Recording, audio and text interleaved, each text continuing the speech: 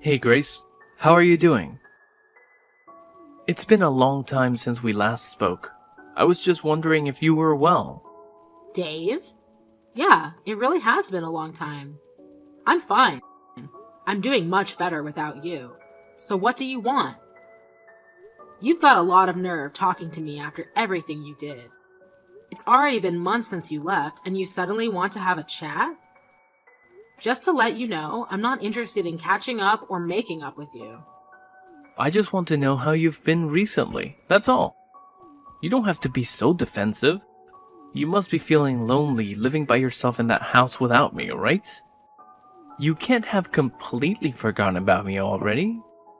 Lonely? That's a great joke. I stopped feeling lonely 3 seconds after you walked out the door. Honestly, I felt more angry and sad, but it's already been months. I'm not sad about you anymore. I'm disappointed and still angry enough to not want to have anything to do with you, but otherwise, I'm doing really well. I'm grateful to our lawyers that our divorce went so smoothly and that it was all over so quickly. Thanks to that, I didn't have to meet you in court as often as I expected. Alright, I'm kind of shocked. I thought that you would still feel something for me.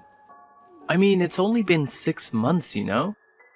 You can't have gotten over me that quickly, can you? I kind of feel like we've really grown apart. I feel like there's a massive distance between us now. We used to be husband and wife, and we were in love. And we lived together and ate dinner together. But look at us now, we're so far apart. Huh? What's your point, Dave? I told you that I'm not interested in talking to you. That includes getting nostalgic about how things used to be. And what do you expect? I don't know where you're living right now, but of course we're far apart, physically and emotionally. We are divorced, and we're never going to see each other ever again. We're complete strangers now. You're no different to any stranger I pass on the street. The difference between you and a stranger is that I would rather have a conversation with any random person rather than speak with you. Grace, don't be so cold. You don't have to be so harsh towards me. I used to be your husband. The key words are used to be.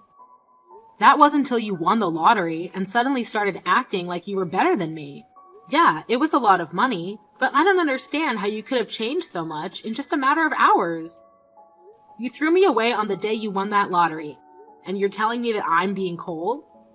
I don't have anything to say, and I have no intention of being kind to an idiot like you. Trust me, I feel really bad for what I did. I know I've been an idiot. That's why I messaged you today. I did something terrible, but I wish you could just talk to me. I'm really sorry. I hurt your feelings. I thought about what I did since then, and I've reflected on my actions. I regret ever doing something so stupid and impulsive. And I should have been more rational. We were talking about the winnings, and shouldn't have reacted like that. No, I should have listened to what you said more carefully. You were being so reasonable about what to do with the money, and I wrecked our marriage because I was so selfish. I regret all of that and more. The fact that you're seeing that now means you're in this situation I predicted you'd end up in all those months ago, right? I hate to rub it in, but I told you so. I can't believe it took you so long to realize how wrong you were. I could see it coming from a mile away, but I guess you just had to experience it firsthand. I know I was stupid, and I'm sorry. I finally realized that you warned me that this would happen for my sake. I was too blinded by the money to understand that you're only thinking of me. I wish I could go back in time and change everything, but I can't. I was so stupid, and I regret it all. Yeah, you are so stupid and horrible too. I get that winning $3 million was a big deal. It's a lot of money, and it's not every day that such a large amount of money comes into hand. I think anyone would panic and get big ideas about how they want to spend their newfound fortune. I was pretty shocked too, and I won't lie. I thought about all the amazing things we could buy too. But the way you reacted was abnormal. Once you knew you had the winning ticket, nothing else mattered to you. You only cared about yourself and the money. I wasn't thinking straight. It was like in a dream state, and I couldn't help myself. All I suggested was that we should be sensible with how we spend the money and save as much of it as possible for our future together. And keep some money aside in case we had children. I wasn't planning on taking anything from you, and I made no mention of spending it all by myself, but you just started raving, shouting at me that it was your money and that I wasn't allowed to touch a single cent, that it was for you to use the way you wanted to spend it. I never intended to take anything from you, but that's what you assumed, and suddenly, poof, like magic, you were gone, along with the money. You didn't even answer my messages until you sent me the divorce papers. And then you only replied that you would give me alimony if I signed the papers. We had been together for 3 years, but all that went down the drain when you got that money and turned into a completely different man. For weeks, I wondered what those 3 years were, as if they meant nothing to you. After I stopped being sad, I realized that I had already wasted 3 years, and that I shouldn't waste any more time trying to make sense of what you did. I know. I was completely at fault. But it was $3 million. Neither of us had even had a tenth of that amount in our banks at one time. You can imagine why I went so crazy, can't you? Yeah, it's a lot of money, but that doesn't excuse your behavior. You ranted at me that my parents might come and beg you for money because they're so poor, and that you couldn't trust anyone anymore. You were insulting me and my family with every word you said. Because you had all this money, you had this ridiculous idea that you were better than all of us. I never knew you could be so hurtful and obnoxious, and I was shocked that you could change so easily because of some money. Well, I didn't mean it. You know that, don't you? I regret everything I didn't say after that. I wish I could take it all back. Really? It sounded like you meant it at the time. Don't try and run away from what you did. It's way too late for you to start begging me for forgiveness. I couldn't care any less about how guilty you feel. Your feeling bad isn't going to change anything. Anyway, what do you want? Let's get this over with. What are you talking about? There's a reason why you messaged me today, isn't there? I know you didn't just message me so that you could apologize. No, I really was worried about you. I wanted to show you that I changed and felt bad about what I did. I guess I also wanted to find out what you did with the money I gave you when we divorced. I was just curious about how you spent it, that's all. Money? That's what you're interested in. You're talking about the lump sum of money you gave me, right? You chose to give me that money instead of sending me regular payments of alimony, because you didn't want to risk having to send me alimony payments for the rest of your life, if I remember correctly. Yeah, that money. I gave you $200,000, didn't I? Yeah, you did. What about it? What did you do with it? It's my money, so what does it matter what I did with it? I don't think it's any of your business how I spent it.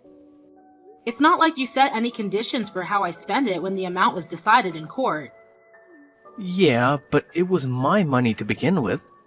And I think I have a right to know what you've done with it, and decide what you do with it regardless of what was decided in court. And if you have any left, I was wondering if you could return it. Since you're so smart when it comes to money, I was hoping there's a lot left. No way! You can't seriously be asking for it back. It may have been yours when you had it, but it became mine when you paid it to me as compensation. Do you understand the meaning of the word compensate? You're the one that suddenly asked for a divorce, so I was owed alimony. But you didn't want to pay that, and I didn't want to keep on having to meet you in court, so I settled for that money you gave me. I don't have any obligation to return that money to you. That money was owed me, and it's mine. Yeah, it was compensation, but I only gave you a lot of money because I had a lot of money of my own at the time. But I'm having trouble right now, and I need some money. It would be great if you could give it back. To be honest, it's my money, so I shouldn't even have to ask you. What do you mean by trouble? I got married after we divorced. Oh, so the rumors I heard were true. Congratulations. I heard that you married someone. So how did that turn out for you? She ran away with all my money. I never should have married her. What? All of it? Yeah, can you believe it? It was $3 million, so I thought that I didn't have to worry about any of that for the rest of my life. And I thought I could live like a celebrity. So I resigned from my job and had a house built for me and my new wife. We filled it with designer furniture and everything. We even had a bowl put in. We were living the perfect life together until one day she suddenly asked for a divorce. After the divorce was finalized, I realized that all my money had been transferred to her bank account, and she was gone. We were divorced. My account was empty, and she had disappeared. She even told her lawyers that I've been cheating on her, even though I've never done anything like that. I'd already lost $1 million in compensation during the divorce for an affair I never had. And she took the rest of what was in my account without me even realizing it. I don't know where she is, but the last I heard, she was living in a penthouse apartment abroad. You said you never cheated on her, but she managed to win the court case. That must have meant that she had enough evidence to argue for compensation. You can try to act a victim all you like, but in the end, it was your own fault. Your own irresponsible actions brought all this upon you. Yeah, fine. She got pictures of me with another woman, but how is this fair that she gets my $1 million in the divorce? It's my money. So you did cheat on her after all. You're a pathetic excuse for a husband. Yeah, alright. Say all you like. Anyway, that's not my point. I've explained why I need the money. Can you give me back the money I gave you? I need it right now. My ex-wife got the house in the divorce too, so I don't have anywhere to live. She's not even using it. She's abroad, but the woman bought it out for sale. I was kicked out of my own house so that she could sell it and take more money from me. Grace, you're still living at the same place we lived in when we were married, right? Can we live together again? Excuse me? Are you asking if you can move in with me? Let's just forget about everything that happened in the past and live together. I want us to start over. I'll be a better husband this time, even if we don't have $3 million. I know we can be happy together. I still love you. We can work through this together. I swear, I'll make you happy this time. No way! You must be out of your mind. It's disgusting how you think that you can slither your way back into my life again. We are over, and we are never getting back together. Ever! The divorce was finalized, and I'm free of you. I don't have anything else to say to you. Plus, I've already moved out of that house and sold it. I'm living somewhere else. What? You moved out? Where are you living now? Are you still close by? I'm not giving you the details of where, but I'll tell you a little about it. Thanks to the compensation I got from you, I was able to buy some pretty reasonable shares. I had to be patient, but it went really well. I managed to earn a profit from it. You bought shares? I never knew that you knew how to do that kind of stuff. Why didn't you tell me when I had $3 million? We could have made an even bigger fortune. Don't be stupid, Dave. It was beginner's luck. And of course, I didn't put the entire $20,000 you gave me into buying shares. I invested a reasonable amount and got lucky. Once I made a decent profit, I backed out and put all the money I made into a savings account. Right now, I'm working full-time and using the money I saved up to live a little more luxuriously. I buy organic and I spend money on the things I love and enjoy. But I still have money saved for a rainy day. Thanks to that, I was able to get a penthouse apartment in a really lovely area. It's not filled with designer furniture, so it might not be as fancy as the place you had, but it's home. I realized early on that it was dangerous to impulse buy when you have so much money at your fingertips, so I try to only buy what I need or really want. I'm doing really well at work too, so everything is going perfectly. Smooth sailing. I was being serious when I said I was doing better without you. Honestly, I'm grateful that you won that lottery. And I'm glad you told me you wanted a divorce when you did. If you hadn't, I would have been stuck with you. You're living in a penthouse apartment too?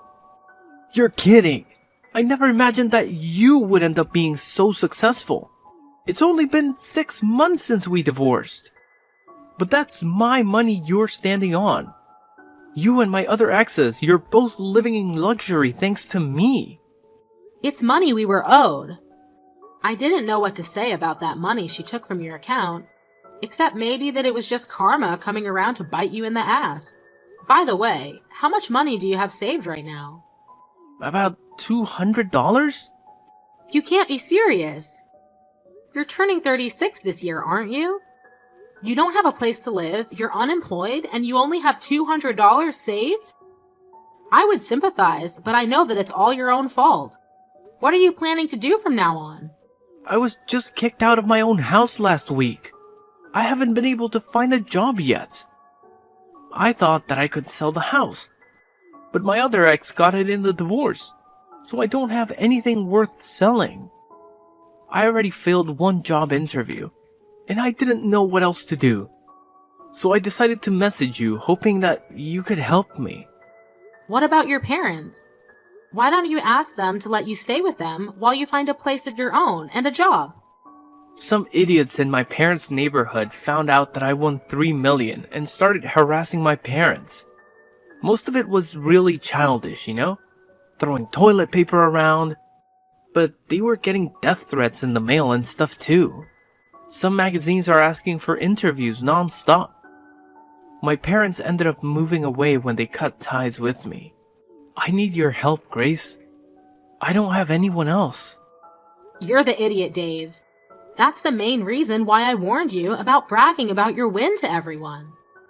Just because you won $3 million doesn't make you better than everyone else. I told you that you shouldn't get carried away, didn't I? But you didn't listen, and you lost a lot of friends and made a lot of enemies in the process. I know. I regret a lot of what I did. I regret not listening to you the most, because none of this would have happened if I just did as you said. That's why I want to get back together again. I need you to keep me in check. Sorry, Dave, but I'm not interested in being your babysitter. We're never getting back together. There's not even a 1% chance of it happening. Why not? I'm not asking you to be my babysitter. I want us to be husband and wife again. We didn't get divorced because we stopped loving each other. You still love me, don't you? We can get back together again. You must be joking. You're the only one that thinks we still have a chance. I don't know whether you actually still have any feelings for me, or if you're just saying all this because you want money. But either way, it doesn't change how I feel about you. The second you said you wanted a divorce, I hated you from the bottom of my heart. You chose your money over me. You made that really clear during the divorce. Now I'm indifferent. I couldn't care less about what happens to you. Don't say that. That hurts more than being told you hate me. Please, I'm begging you for help. Could you at least have some pity for me? I need your help. We used to be married, remember? We spent 3 years living in the same house. We can forget about everything and start new things together. No thanks. You're the one that asked for a divorce despite 3 years we spent together, so don't bring it up as a reason to get back together. Then could you at least lend me some money? That's all I ask for. You said you've got money saved up. You can spare some, can't you? You made that money because of the money I gave you. You owe me. Come on, I don't even have a place to live. I'm begging you, Grace. Help me out. I don't have anyone else to turn to. I don't have any obligation to help you. You won $3 million, and you told me that you didn't trust me with your money, saying that I might waste all of it on shopping sprees. Only God knows where you got the idea that I would do that. You said you wanted to spend it how you liked and demanded I sign the divorce papers. And you left, taking all of your money with you. Well, I'm telling you now that I'm free to spend the money that I have however I like, including the money I got as compensation. I don't have a single cent to give you. Then what am I supposed to do? The reason why you have so much money right now is because of the money I gave you. Don't you feel any gratitude towards me? You could at least give me something as a thanks. It's not fair that you're living in a penthouse apartment and have money saved, and still have a job. I don't have anything. How can I accept that? Why should I care whether you accept it or not? You were living in a house filled with designer items and lived the celebrity life for a few months, didn't you? I hear that your new wife was quite beautiful too. You didn't have to work and spent your days relaxing, sleeping, and eating, I guess. Do you remember what you told me when you left me? You said that you were rich and that you deserved better than a boring old woman like me. Even though we're the same age. Even though you would be just as boring without that money. You said that you were going to find someone younger and prettier. Someone that would suit your newfound fortune. Did you think I would forget that you said that? I don't remember saying anything like that at all. But I am sorry, I really am. I wasn't myself then. I didn't think that at all. I've never thought anything like that. You didn't think I was being serious, did you? Ever since we got divorced, I've been thinking about you. I just want to get back together. I realized after spending a few months living with my other wife that the only one for me was you. I need you, Grace. Really? Do you need me? Thanks, I'm so flattered. Is that all you have to say? I'm begging you here. Just listen to what I have to say, please. Can't you be a little interested just for a minute? I just need $1,000, that's all. I won't ask you for any more than that. I'll pay you back. Grace, are you listening to me? If I have $1,000, I can buy lottery tickets again. I'll win a fortune, and I'll be able to give you all the money you want. You've got to be kidding. I guess it's true that money drives people crazy. You hear a lot in the news about how people spend their winnings on something ridiculous, but I think you've outdone all of them. I've never heard of anyone that had to beg their ex for money to bet their chances on a second win. If you think that's the way out of your problems, then there's no helping you. What do you mean there's no helping me? You can help me. I just need money. We can fix everything if we get back together and help each other through this. I want to start over with you. I love you. Don't you love me back? Don't you feel sorry for me? You don't love me. You just love that I have something you don't. My money. And I don't need anything to be fixed. My life is as great as it is now. It's not perfect yet, but you're not the one that will make it perfect. You need to learn to fix your behavior and fix your problems yourself. Don't bother me anymore. I do love you. I only have you. Give me back my money. It's not yours. I made this money because of the decisions I made. You lost yours because of the decisions you didn't think through. Don't ever message or call me ever again. You asshole. Let me give you the same parting gift you gave me. I deserve better than a boring old man like you. I'm going to find someone that loves me and live happily ever after without you. I'll be blocking your number, so don't try to contact me. Goodbye. After that, I blocked Dave's number and blocked him on all the social networking they were connected on. Later on, I was able to forget about Dave pretty easily and was enjoying my peaceful life without him. I was living my ideal life, focusing on my career and coming home to the apartment I had taken care to furnish with the things I loved. Dave, however, had used up what remained of his savings and still couldn't pass an interview because of his obvious lack of work ethic. He didn't change his attitude and blamed the interviewers for not passing him as a result. He started borrowing money from loan sharks, and with that money, he began gambling at his nearest casino. Of course, it wasn't that easy to make a fortune, and the gambling only made his debt bigger and bigger. He was digging his own grave, but he still didn't change his attitude after realizing how big his debt had gotten. He became desperate, but instead of trying for another job interview, he tried to steal money from a convenience store and was caught by the police. I found out about Dave's arrest on the morning news, but was too indifferent to care. I only remarked that money really does drive people crazy, and went on about my day as I usually would. All in all, Dave was just another stranger to me now. Screw him.